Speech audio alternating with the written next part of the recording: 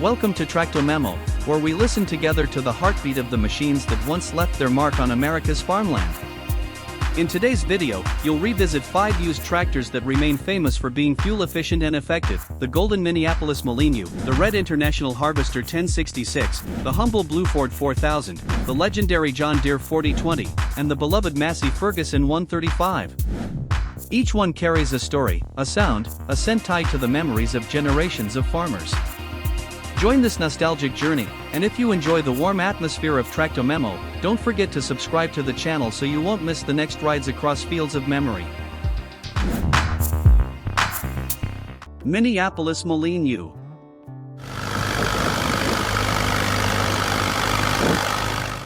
In 1938, as America was gradually recovering after the Great Depression, the vast Midwest fields needed a new machine. In Minneapolis, Minnesota, the Minneapolis-Moline Company introduced the Model U, a symbol of trust and strength. The starting price at that time was around $2,000, a large sum, but farmers believed it was worth every penny. More than 100,000 units were produced until the 1950s.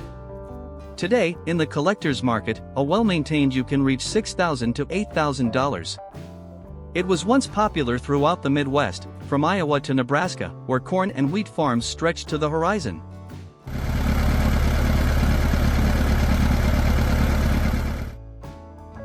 Engine, 4 cylinders, 283 cubic inches.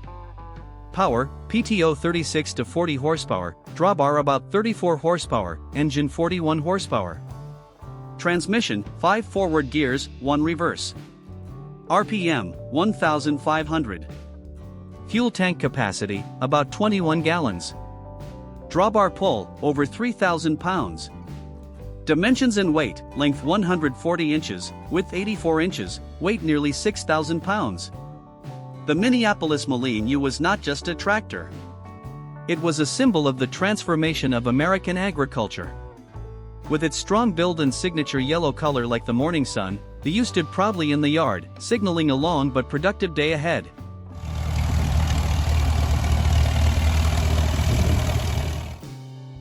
The greatest strength of the U was its fuel efficiency for its time.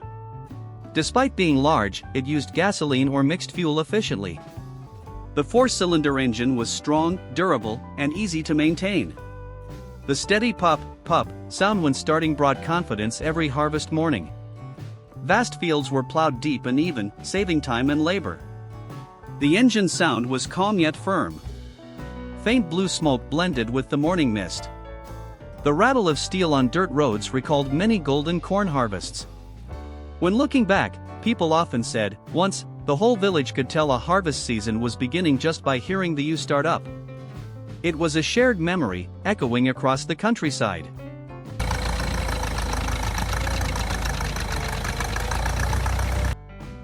Today, if you want to buy one again, you need to carefully check the transmission and fuel system. These parts often wear down over time. The good news is that parts for the Minneapolis-Moline U are still fairly available thanks to a strong collector community. The machine is easy to repair. With simple construction, farmers back then often fixed it themselves with just a screwdriver and wrench. When buying, look for a unit with little rust on the frame and rear wheels. The U gave American farmers the ability to expand their farming scale at a crucial time. It helped them cultivate more acres with fewer workers. Today, many units still run in vintage tractor shows. The U was not just a tractor, it was a piece of memory, the background music of rural revival years. Minneapolis-Moline U, powerful, efficient, durable. A golden icon of rural America. Remembering its image rolling through the fields, we can almost see the big wheels turning slowly on a dusty road, carrying us back into distant memories. And now, our journey continues to another icon, the International Harvester 1066. International Harvester 1066.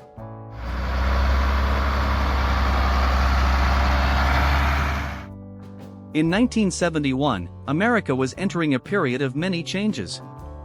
The Vietnam War was still ongoing, but in the Midwest fields, what farmers cared about most was the harvest. At that time, International Harvester, headquartered in Chicago, Illinois, introduced the Farmall 1066. The starting price was around $18,000. During the early 1970s, more than 50,000 units were produced. Today, a 1066 in good condition can sell for between $25,000 and $40,000.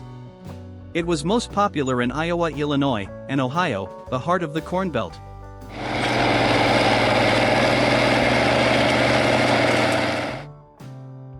Engine, 6-cylinder diesel, 414 cubic inches. Power, PTO about 125 horsepower, drawbar 108 horsepower, engine 145 horsepower. Transmission, 16 forward gears, 8 reverse. RPM, 2,400. Fuel tank capacity, 42 gallons. Drawbar pull, over 12,000 pounds. Dimensions and weight, length 152 inches, width 96 inches, weight over 12,000 pounds. The International 1066 became an icon thanks to its superior power and modern design for that era. The bright red body, standing out against the green fields, made anyone passing on rural roads turn their heads. It represented the confidence of American farmers during the strong mechanization period.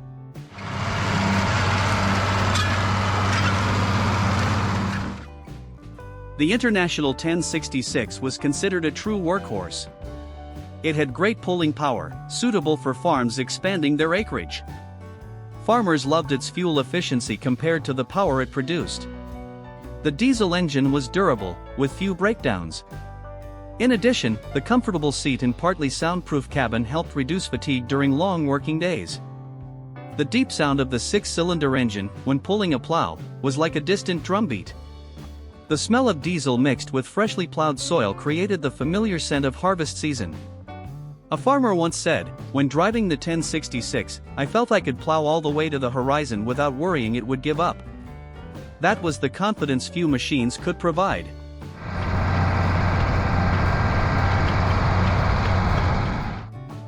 Today, when looking to buy a 1066, you need to pay attention to the hydraulic system and transmission, parts that easily wear after decades. Fortunately, spare parts for this line are still common thanks to the international harvester enthusiast community. The machine is fairly easy to repair, with many owners still maintaining it themselves in their barns.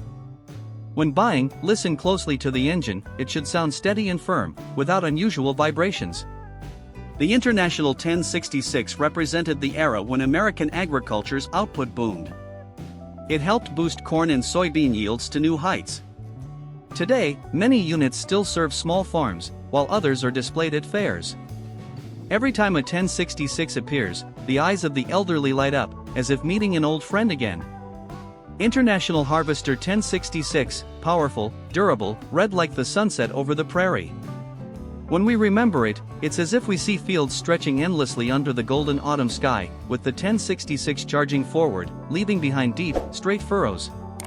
Now, the journey continues along the dusty road, bringing us to another icon, the Ford 4000, the pride of the 1960s. Ford 4000.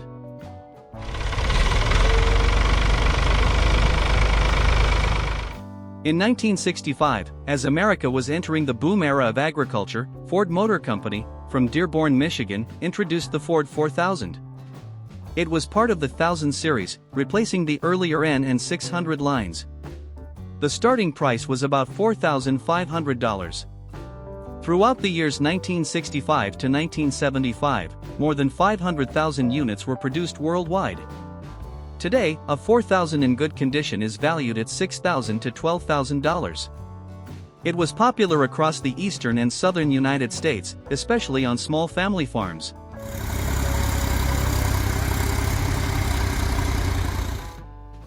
Engine, 3-cylinder, gasoline or diesel, 201 cubic inches. Power, PTO about 55 horsepower, drawbar 46 horsepower, engine 62 horsepower. Transmission, multiple options, 8 forward gears 2 reverse, or Selecto-Speed 10-speed. RPM, 2,100. Fuel tank capacity, 17 gallons.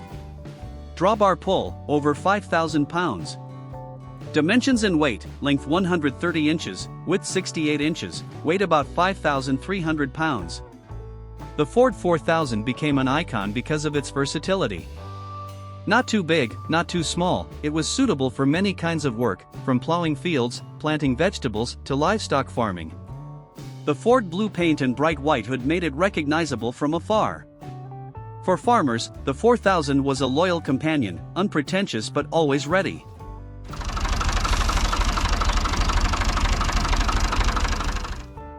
The strength of the Ford 4000 was fuel economy, especially in the diesel version. It was known for easy starting, steady operation, and long-lasting durability. Ford's hydraulic system was very responsive, suitable for many types of implements. Farmers appreciated its convenience, ease of use, and low maintenance demands. The sound of the three-cylinder engine pulsed like a slow, steady heartbeat. Passing through the fields, one could hear the pup-pup-pup and see a light blue smoke drifting upward. Small families often kept the 4000 under the oak tree behind the house, taking it out in the morning, bringing it back in the evening. Back then, as long as we had the blue Ford, the whole family was at ease for the harvest. That saying still echoes in the memories of many farmers.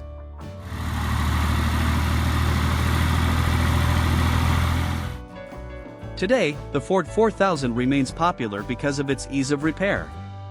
Spare parts are still fairly easy to find due to the large number produced.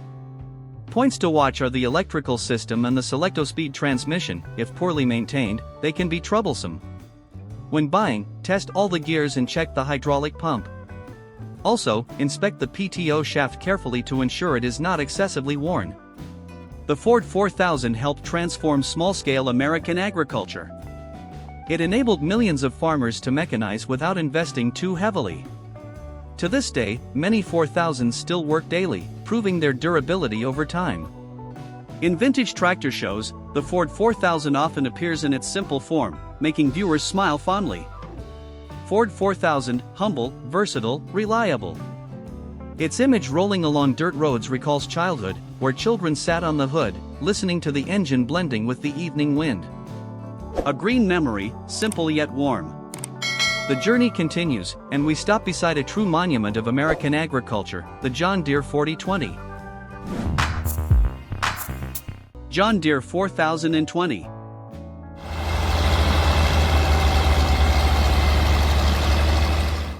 In 1963, as America was entering the golden era of agricultural mechanization, John Deere, from Moline, Illinois, introduced the 4020. With a starting price of about $10,000, the 4020 quickly became a phenomenon. From 1963 to 1972, more than 184,000 units were produced, an enormous number. Today, in the collector's market, the price of a good unit can range from $15,000 to $25,000. It was especially popular in Midwest states like Iowa, Kansas, and Nebraska.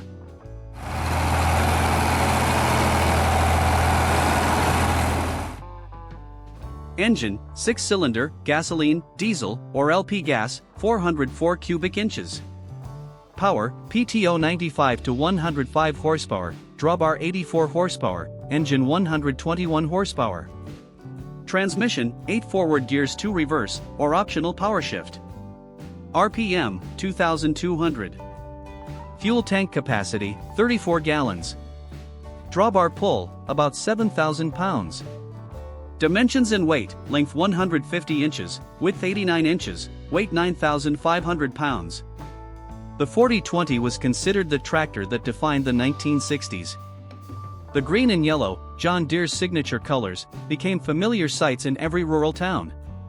It combined power, reliability, and comfort. For farmers, the 4020 was not just a tractor, it was a promise of a brighter future.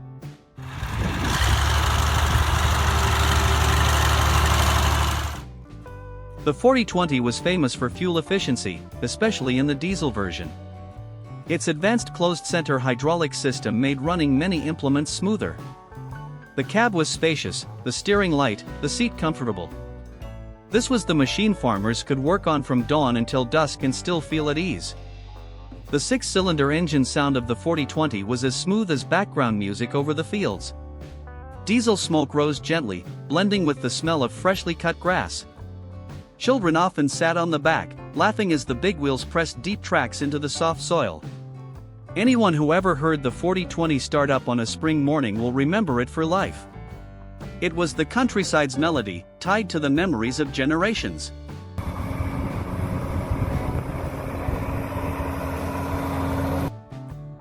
Today, the 4020 is still sought after by many farmers. A major advantage is the easy availability of parts, since John Deere has continued long-term support. However, attention should be paid to the hydraulic pump and the powershift transmission. These are two areas prone to wear. Also, inspect the electrical system to ensure the wiring remains intact. With a well-maintained 4020, buyers can be confident for many more decades. The John Deere 4020 changed the face of American agriculture. It moved farmers from medium scale to large scale, significantly increasing productivity. To this day, many 4020s still work daily, living proof of the durability of the John Deere line. At fairs, when the 4020 appears, people often stop, smile, and nod in recognition of that green giant. John Deere 4020, powerful, durable, a symbol of prosperity. The image of it running down a dirt road, sunlight shining on its green and yellow body, recalls a long journey across fields of golden wheat. And now, to conclude the journey, we will meet a tractor small in size but great in the hearts of farmers, the Massey Ferguson 135. This will also be the part that connects all the memories together, along with a word of thanks to the viewers. Massey Ferguson 135.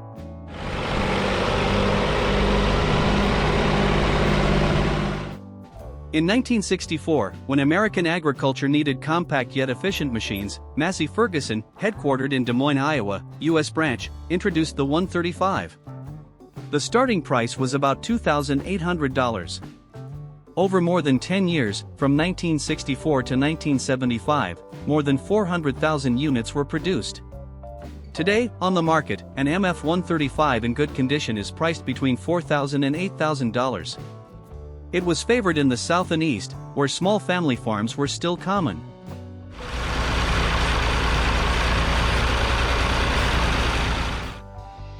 Engine, Perkins 3-cylinder diesel or gasoline, 152 cubic inches. Power, PTO about 37 horsepower, drawbar 33 horsepower, engine 45 horsepower. Transmission, 6 forward gears 2 reverse, or 8 speed. RPM, 2000. Fuel tank capacity, 12 gallons. Drawbar pull, about 3,500 pounds. Dimensions and weight, length 120 inches, width 65 inches, weight 3,800 pounds. The Massey Ferguson 135 became famous for its simplicity, economy, and ease of operation. The bright red paint with silver gray hood made it stand out like a flower in the field. It was seen as the machine for every farmer, strong enough, yet easy to maintain.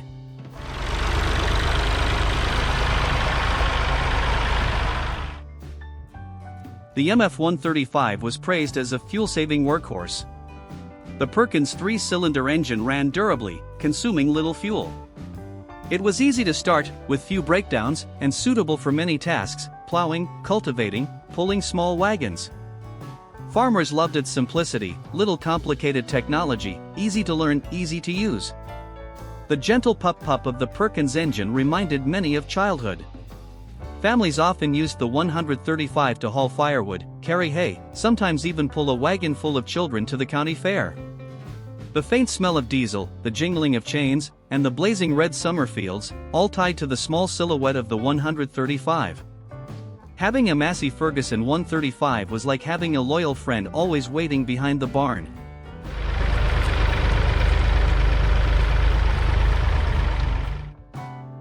Today, the MF 135 remains an excellent choice for collectors or light farm work.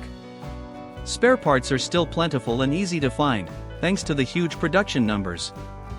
When buying, pay attention to the hydraulic system and transmission. If the engine runs smoothly and shows no oil leaks, you can trust it will serve well for many more years. The Massey Ferguson 135 was tied to hundreds of thousands of American families. It helped them farm, feed their households, and build communities.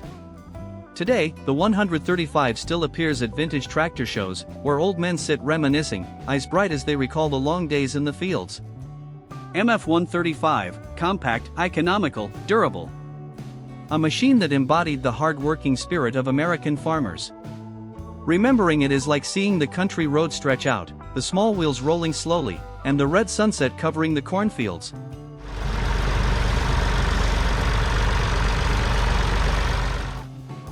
So we have just traveled through a journey full of memories, from the golden Minneapolis-Moline U, the bright red International Harvester 1066, the simple blue Ford 4000, the legendary John Deere 4020, to the beloved Massey Ferguson 135. Each one is a chapter in the book of American agricultural mechanization.